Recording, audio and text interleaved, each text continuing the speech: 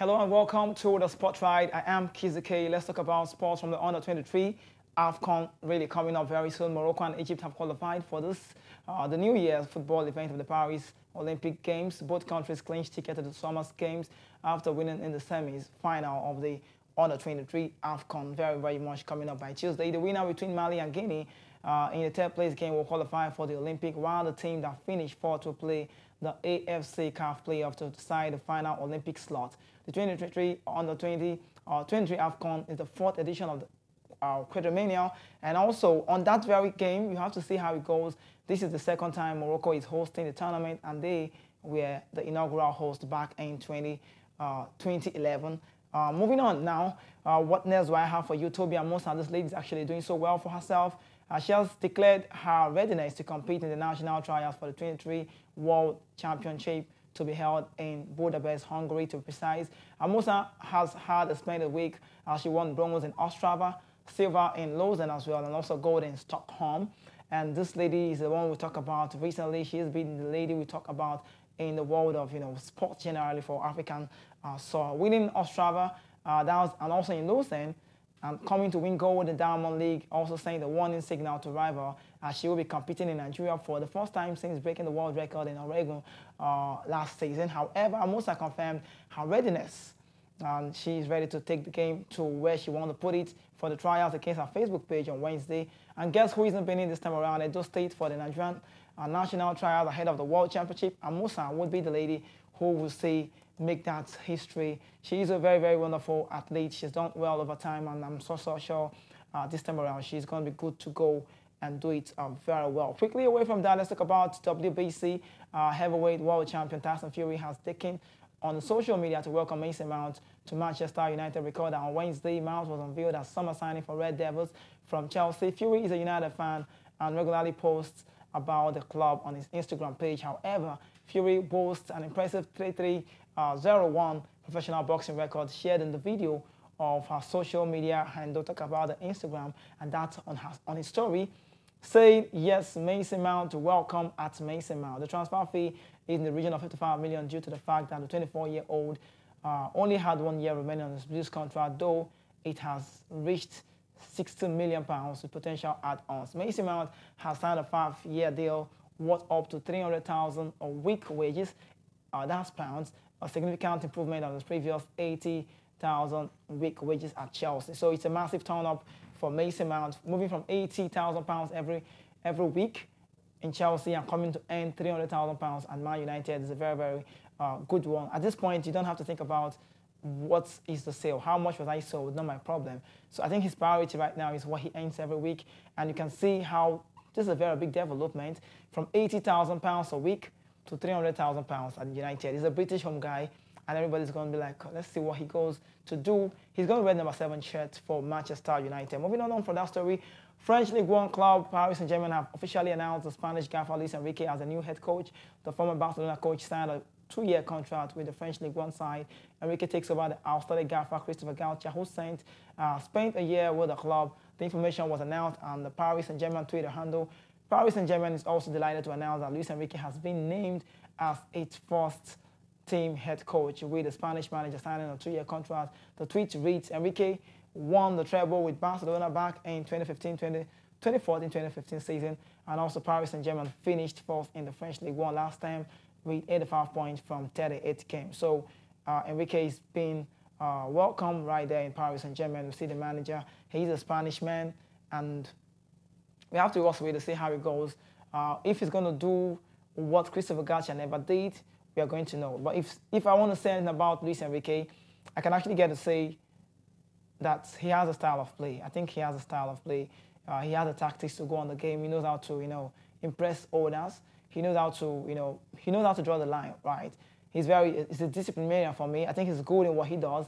So we just have to see him now manage this side very well. Paris Saint-Germain, for me, do they really sign players well? I don't know, but they've got a whole lot of players, and let's see if Luis Enrique will be the man to do the job well for them. Now, still on Mason Mount, back to his story. Chelsea homegrown star Reece James has sent a heartfelt goodbye to his friend Mason Mount. The attacking midfielder has completed a controversial move to Manchester United. Mount had a year left on the Chelsea deal but had refused to renew his contract at Stamford Bridge. And the tweet reads, "My brother, man, where do I start?" James wrote on Instagram. Okay, Instagram, sorry. He said, "I've known you since 6 years. We grew together and took similar paths on breaking into the first team, something that seemingly virtually looks impossible. I'm proud to say I've done it with you, and I've seen you as a little boy grow and watched you be like a man now, and I'm proud of you. Your family were proud of you as well." Coming from Rhys James on Mason Mount. Okay, Mason Mount has moved on. The number 7 jersey was what I was talking about the other time on radio. People are beginning to say that Mason Mount, number 7, will be a load. Some say he can't work well with the number. Some say the number is looking heavy. We know those guys, the veterans, the big names who have won the number over time. We know about Ronaldo, Eric Cantona. We know about David Beckham. Michael Owen also worried, but they didn't live up to expectation. That's history. But Mason Mount now, the British young man, will be wearing that number 7 jersey. Okay, let's still talk about United. Manchester United veteran goalkeeper David De Gea is still to hold contract talk with the Red Devils. In the coming days, United have let David De Gea's contract run out, opting not to take up the option on his deal to extend it by 1 year on his current wage. The Red Devils are hopeful David De Gea will take a huge pay cut to stay as the number 2 goalkeeper next season. The Manchester United Evening News states that the two parties will talk about this, but Andre Onana is United's preference and also the number 1 target for the club. David De Gea has to decide if he wants to move on and play first-team football elsewhere or stay back with United as a backup. The Spaniard made several high-profile errors late last season, costing United in the Europa League and the FA Cup. I don't want to say United has been unfair to this man. Not a Manchester United fan, but I don't know how I don't think I want to let this slide. Andre Onana is good, no doubt. I'm an African man. I'm going to support Cameroon anytime, any day. I want to see us fly. I want to see the black guys in a foreign land establish, exploit themselves. But regardless, David De Gea, I don't really think he's been treated fairly. On one part that says you have to take a pay cut. And even if you're taking a pay cut, you're not going to be the number 1. That's just something else. He earns £375,000 a week. He took a pay cut, reduction, money, salary, wages for him, and it's still not enough. Now United is coming again to say, let's do this contract, let's do this deal again. If you want to stay, and if you're staying with the club, you would not be our number 1, and that's very fun. This is a man who just got married recently. I think that was last week or thereabout, and he's going back to United to discuss this talk with them. Now, let's move on to Arsenal news. Incoming Arsenal midfielder Declan Rice could be given a new position by manager Mikel Arteta. Rice has generally played as a defensive midfielder or box-to-box midfielder for West Ham United and England. However, according to reports, says that Declan Rice prepares to have his medical with Arsenal, and they are ready to make plans to adjust his role rather than play him in a 2-man midfield in front of the defense. Rice would be on the left side of a 3-man midfield. He would have license to roam, while he's seen as small number 8 than the number 6 or number 4 in the center of the park.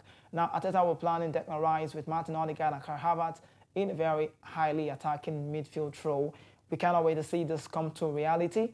Let's see how it goes. Declan Rice in the midfield. I think that's a possible replacement for Granit Xhaka, and also Martin Odegaard and next well Kai Havertz. It's going to be very impressive for us now to make this okay. But quickly away from that story, Liverpool also may put a shock bid for Chelsea defender Levi Colwill this summer. The Reds are in the process of revamping manager Jurgen Klopp's first-team squad. The signings of Alexis Mac Allister, the World Cup winner Dominic Szoboszlai, the Hungarian national player, have dramatically altered their midfield. Now, the Reds may be chasing a defender with the Liverpool Echo, stating the bid for Colwill may arrive soon. The young defender will only stay at Chelsea if he believes he will get the first-team chances, having excelled at Brighton on loan last season.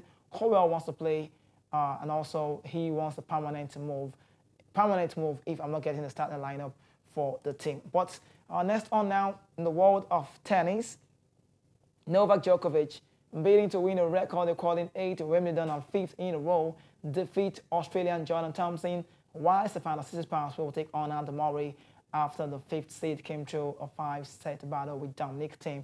Defending champion Novak Djokovic made it again this time around, through to the 3rd round of Wimbledon after defying Australian Jordan Thompson to rack up his 350 Grand Slam victory. The 23-time Grand Slam champion was given a thorough workout by Thompson, but always looked in control at the crucial moments as he won 6-3, 7-6, 7-4, 7-5 to move into the 3rd round. He joined Roger Federer and Serena Williams as the only players who have reached 350 wins at the Slams. but the 36-year-old Serb international has his eye firmly fixed on the higher goals. Djokovic, also chasing the calendar Grand Slam, is bidding to become the Wimbledon oldest men's single champion at 36. He said on court, center court has been the most crucial, the most special court for our tennis history. I truly try to marvel and enjoy every moment I spend on the court. It's a huge privilege at this stage of my career when I'm trying to push the young guns. We have a very special romantic relationship, me and this court. Also, 5th seed Stefanos Tsitsipas battled past former U.S. Open champion Dominic Thiem, 3-6, 7-6, 7-1, 6-2, 6-7, 5-7, 7-6. That's 10-8 in a match that was suspended on Tuesday due to a heavy rainfall. In the second round, Stefanos Tsitsipas will also take on Andy Murray in the last match on center court on Thursday, and the Greek international said, I'm not expecting anyone supporting me. It's not my rodeo. A few years ago, I remember witnessing the first Wimbledon title. Thinking about it now gives me goosebumps because I sort of felt what he went through because it was so difficult for him to close the last game. Every time I see that again, it gives me shivers. He's someone who's done so much for the sport, and I will go into it with a lot of respect for him. He's such a tough competitor. That center court is almost like his living room. I hope he can play at the center court battle. I've never played at center court, so let's just pray for that. Coming from Stefanos Tsitsipas. Now, looking at time frame, let's quickly run on this next story. Still on the Wimbledon 2023. Everybody knows about the Russian invasion in Ukraine, but during the Wimbledon press conference, Victoria Azarenka was asked a slightly awkward question which took her aback. Opening day at the Wimbledon 2023 saw former Grand Slam champion take A to the court to put on a show. Amongst them was the Belarusian former world #1, Victoria Azarenka.